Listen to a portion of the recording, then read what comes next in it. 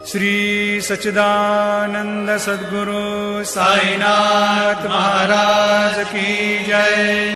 सदा निम्बवृक्षस्य मूलाधिवासात् सुधाश्राविणं तेक्तमप्यप्रियन्तं तरुं कल्पवृक्षाधिकं साधयन्तं नमामीश्वरं सद्गुरुं साईनाथं। ಶ್ರೀ ಸಾಯಿನಾಥರವರ ಸನದು ಮತ್ತು ನುಡಿಮುತ್ತುಗಳು. ನಿಜವಾದ ಸಂತೋಷ. ಪ್ರಶ್ನೆ: ಸಂಸಾರದ ಸುಖ ಸಂತೋಷಗಳು ನನ್ನನ್ನು ಗೊಂದಲಕ್ಕೀಡು ಮಾಡಿದೆ. ಆದ್ದರಿಂದ ನಾವು ಸಂಸಾರ ತ್ಯಜಿಸುವುದು ಒಳ್ಳೆಯದಲ್ಲವೇ? ಉತ್ತರ: ಸುಖ ಸಂತೋಷ ಇವು ಕೇವಲ ಮಾಯೆ. ಲೌಕಿಕ ಪ್ರಪಂಚದ ಸಂತೋಷ ನಿಜವಾದ ಸಂತೋಷವಲ್ಲ.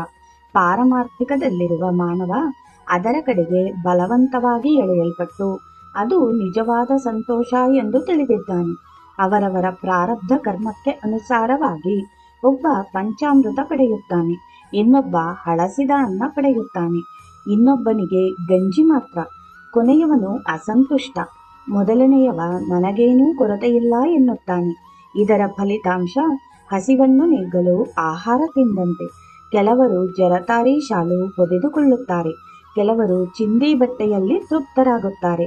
ಎಲ್ಲರಿಗೂ ಒಂದೇ ಧ್ಯೇಯ, ಮೈ ಮುಚ್ಚಿಕೊಳ್ಳುವುದು. ಈ ಸಂತಸ ಮತ್ತು ದುಃಖ ಅವರವರ ಭಾವ. ಇದು ಮಾಯೆ, ಇದು ಹಾಳಾಗುವ ದಾರಿ.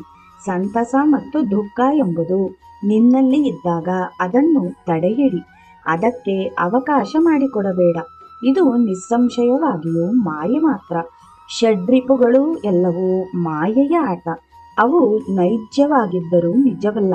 ಐಶ್ವರ್ಯವಂತನಾದವನು ಚಿನ್ನದ ಸರ ಹಾಕಿಕೊಂಡರೆ ಬಡವನಿಗೆ ಅಸೂಯೆ ಉಂಟಾಗಿ ನನಗಿಲ್ಲವಲ್ಲ ಎನ್ನುತ್ತಾನೆ. ಇದೇ ಲೋಭ. ಎಲ್ಲವೂ ಇದರಂತೆ.